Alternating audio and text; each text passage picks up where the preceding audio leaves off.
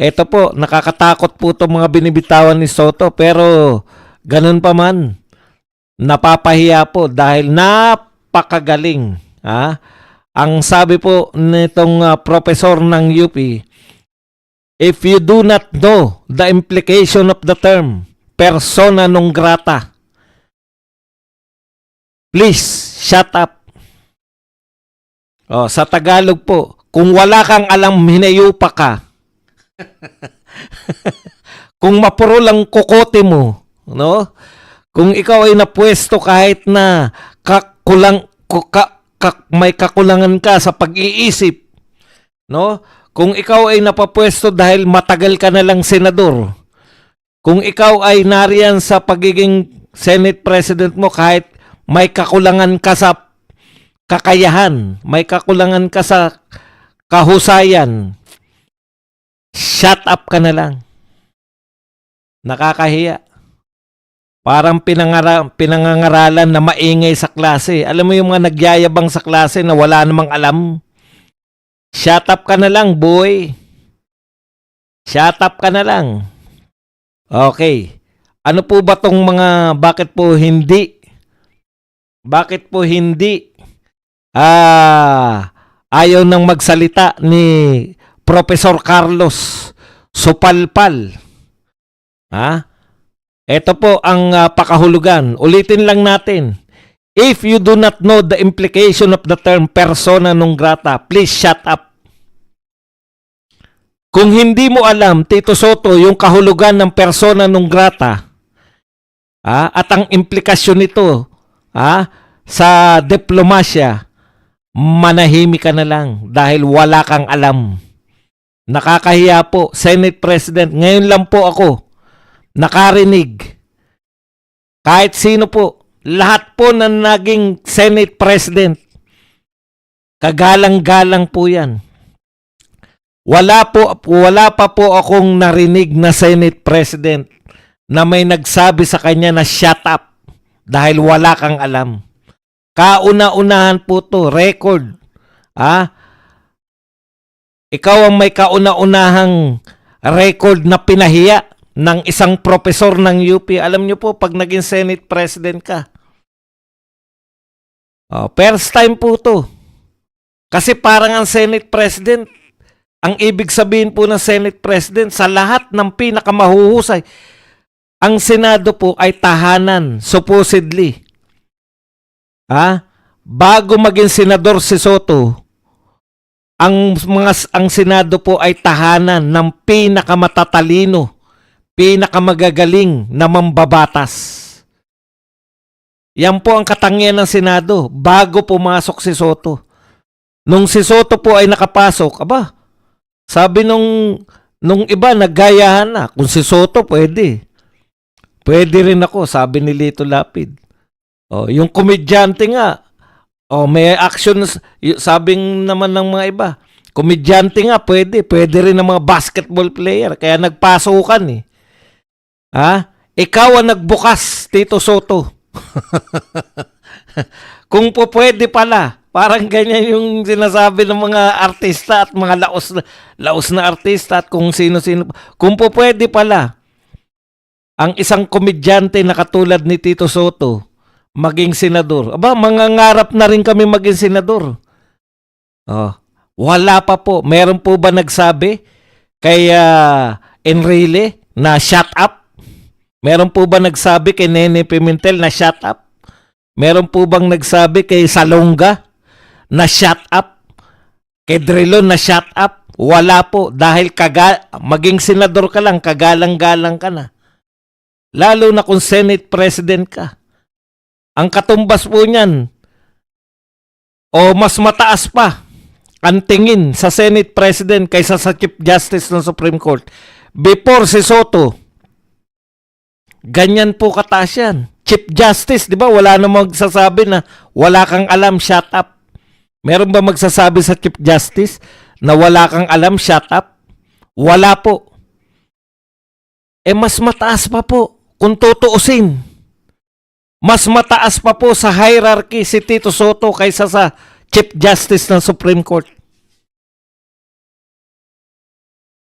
dapat mas mataas yung pagtingin.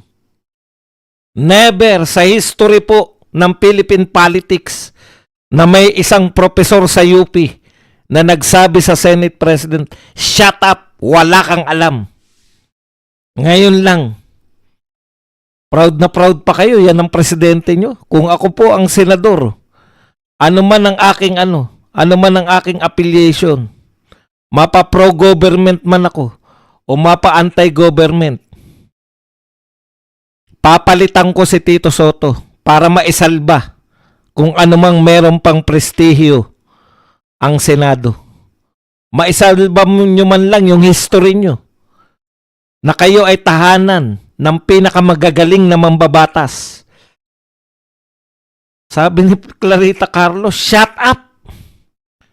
If you don't know the implication of the word persona non grata, shut up! Nakakahiya. Nakakahiya po. Yan. Ganyan, pinababa mo. Di ba? Sabi nga dati naman Tito Soto, dehin mo kikike. Alam mo, malamang konti lang lamang sayo ni Lito Lapid. Alam mo kung ano lamang sayo ni Lito Lapid? Masaya na si Lito Lapid na nananalo siyang senador. Pero hindi na siya umiepal.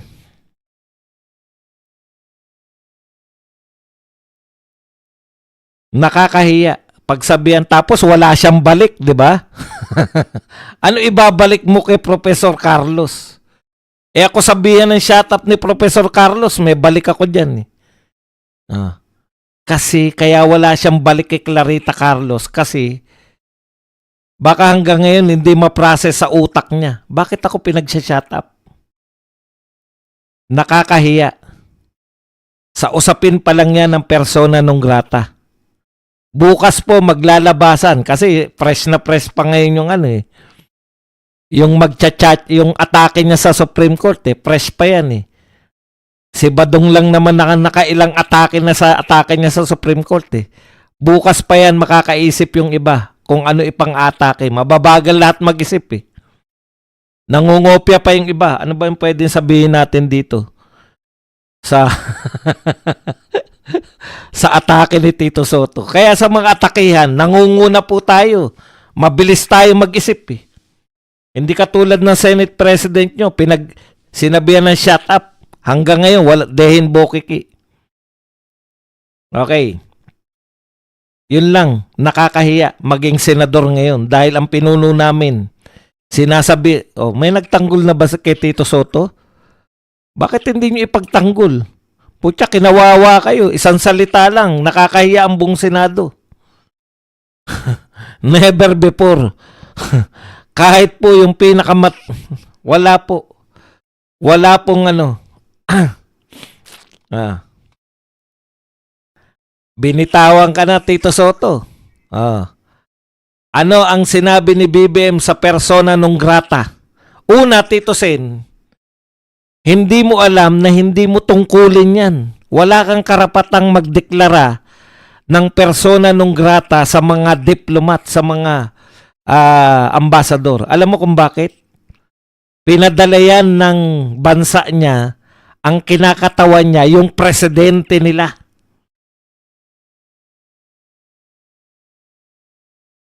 Yang ambasador, kinatawan yan. Ibig sabihin, hindi makakarating dito mayat maya yung presidente nila. Ano man ang ikilos, ano man ang sabihin ng ambasador, mula yan kay Xi Jinping, nauunawaan mo ba yun? Kaya hindi mo alam kung ano meaning ng persona non grata, malamang Nakita mo ba kung paano si BBM na yung protocol sa APEC, hindi na inalantana para lang magkaroon ng photo ops na nagkamay sila ni Xi Jinping. Di mo ba naisip yun? Gagawin ng presidente yun, makakamay lang kay Xi Jinping. Tapos, ikaw idedeklara mong persona non grata, yung representative ni Xi Jinping sa Pilipinas. O kaya ka nasasabihan ng shut up. Kaya kaya ang tingin sa'yo ng matatalinong tao, basura ka lang. Ganun talaga eh. Ano sinabi? Kung hindi mo alam ang implikasyon ng salitang persona non grata, just shut up. Ang sakit nun. Pwede mo bang sabihin kay Miriam Defensor Santiago yan? Kahit na pinakamatalino, presidente pa ng UP, hindi makakapagsalita kay Miriam Defensor. Senate President ba si Miriam? Hindi. Hindi pa Senate President yun. Ganun kataas ang level nung panahon nila Miriam Defensor Santiago. Ang kwalifikasyon ng Senate Presidency, hindi ka lang basta pumasa sa bar.